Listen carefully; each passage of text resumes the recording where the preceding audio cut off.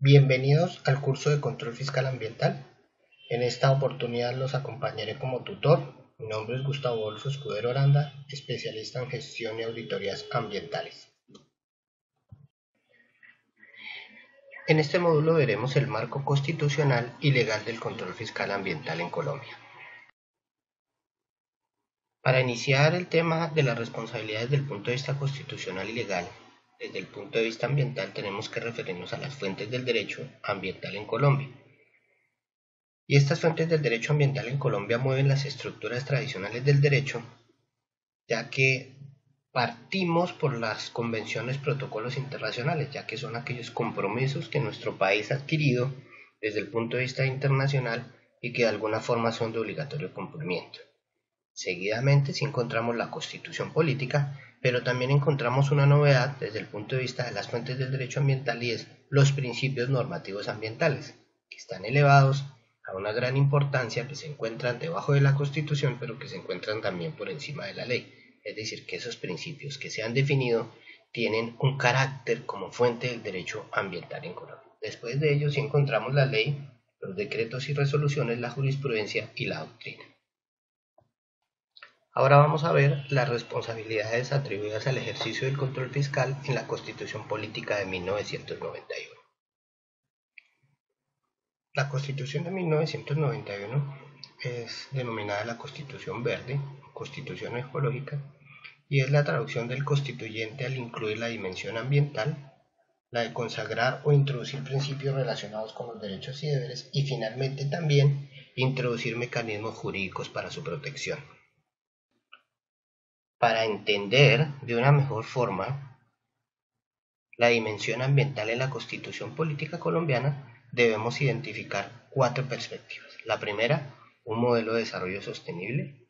La segunda, el derecho colectivo a gozar de un ambiente sano. Tercero, la participación ciudadana. Y quinto, la responsabilidad del Estado en la protección de los recursos naturales y del ambiente.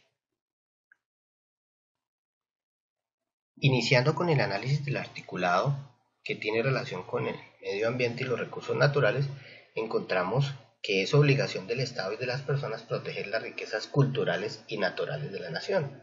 Igual, una obligación frente al saneamiento ambiental, una relación que tiene la función social de la propiedad como una función ecológica y finalmente establece que los bienes de uso público, los parques naturales, las tierras comunales y todas aquellas tierras que tienen una reserva importante son inalienables, imprescriptibles e inembargables. Quiere decir que no se puede transferir el título de dominio, sino que son propiedad del Estado. Encontramos entonces el artículo 79 que tiene gran importancia desde el punto de vista ambiental. Primero, porque establece que todos tenemos derecho a gozar de un ambiente sano. Segundo, que determina que la ley garantizará la participación de la comunidad en todas aquellas decisiones que puedan afectarlo. Y tercero, que es deber del Estado proteger la diversidad e integridad del ambiente. Entonces aquí encontramos el desarrollo de esas perspectivas que hablábamos anteriormente. Primero, el derecho a gozar de un ambiente sano. Segundo, la participación ciudadana. Y tercero, la responsabilidad del Estado frente a la protección de la diversidad e integridad del ambiente como tal.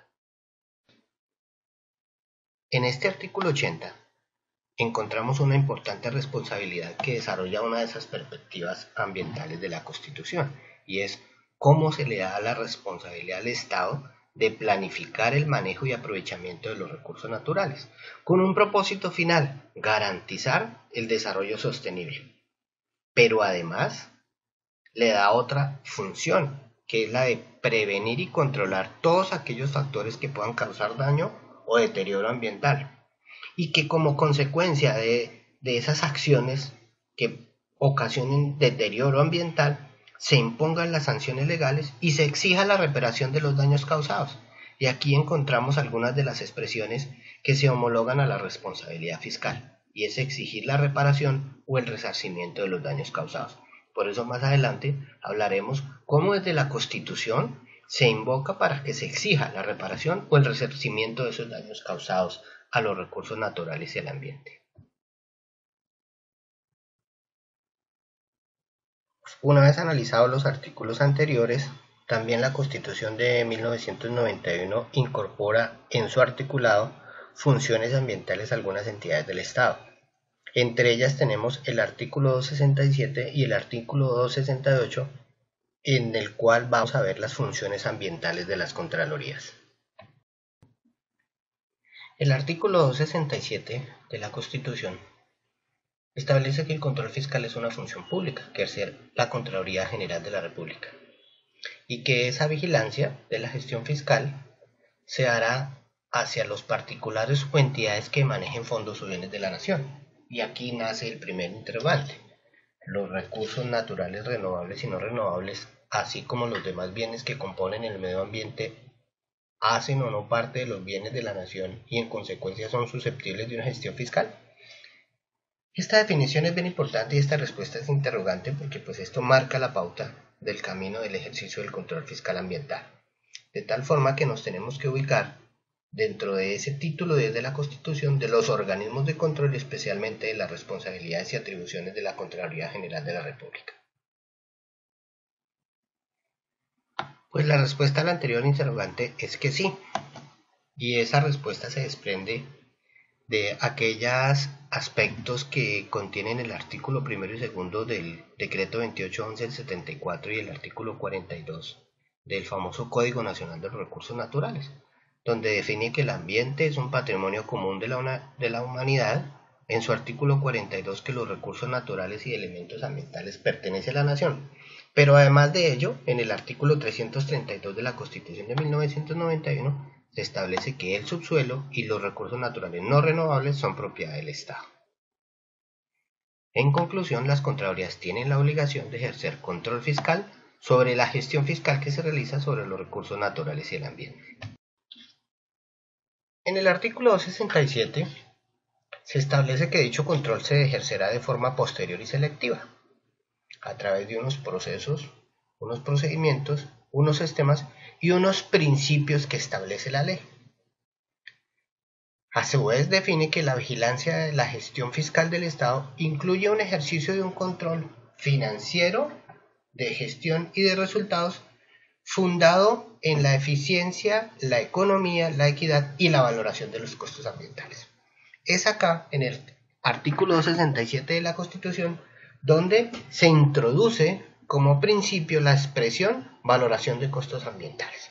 Es decir, que pudiéramos definir que de la Constitución se desprende que hay una responsabilidad micro desde el punto de vista ambiental cuando se establece que esa vigilancia de la gestión del Estado incluye un control financiero de gestión y de resultados y que dicha vigilancia debe estar fundado en unos principios entre los cuales encontramos la valoración de los costos ambientales. Reiteramos la responsabilidad micro del ejercicio del control fiscal ambiental.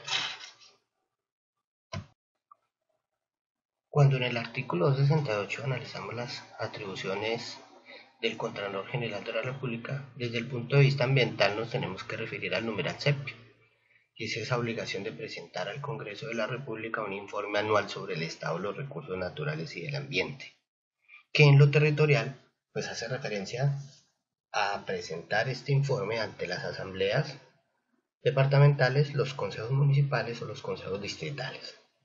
Es decir, que esta es una responsabilidad macroambiental atribuida a los organismos de control fiscal en Colombia. Teniendo en cuenta esa gran responsabilidad desde el punto de vista macroambiental, se propone que ese informe por lo menos contemple estos tres aspectos. Primero, la línea base sobre el estado de los recursos naturales con relación al capital natural. Segundo, la presión que se ejerce sobre el ambiente, ya bien sea con el tema de residuos sólidos, líquidos y gaseosos, y cuáles son aquellos planes o programas para mitigar o reducir esa gestión de esa presión sobre los recursos naturales, y finalmente la variable que es la que le da la identidad al ejercicio del control fiscal ambiental y en lo relacionado con la inversión ambiental, ya bien sea sobre los recursos utilizados para el manejo y aprovechamiento de los recursos naturales, valga la redundancia, o finalmente los recursos que son utilizados para la protección ambiental. En conclusión, debemos entender o tener una nueva comprensión de la constitución ambiental o de esa constitución ecológica teniendo claro que en ellas se establecen unas funciones, unas competencias, unos derechos, unos deberes y unas obligaciones, cuyo propósito siempre va a ser el mismo de todas las entidades, y es la protección del patrimonio natural de la nación, pero que toda esa nueva comprensión comprende a su vez la aplicación del ejercicio del control fiscal ambiental en Colombia. Como desarrollo legal de la Constitución en esa intención ambiental, en especial lo relacionado con el control fiscal ambiental, encontramos la Ley 42 de 1993, que rige el ejercicio del control fiscal en Colombia, la Ley 99, Ley Marco Ambiental, la Ley 80, que en su artículo 65 habla de la contratación y de su ejercicio de la vigilancia fiscal, la Ley 87, que desde el punto de vista administrativo introduce a su vez el principio de la valoración de los costos ambientales, la Ley 610 sobre el resarcimiento de los daños causados al patrimonio público y la Ley 1333 que es el régimen sancionatorio ambiental, leyes de las cuales abordaremos en nuestro siguiente módulo.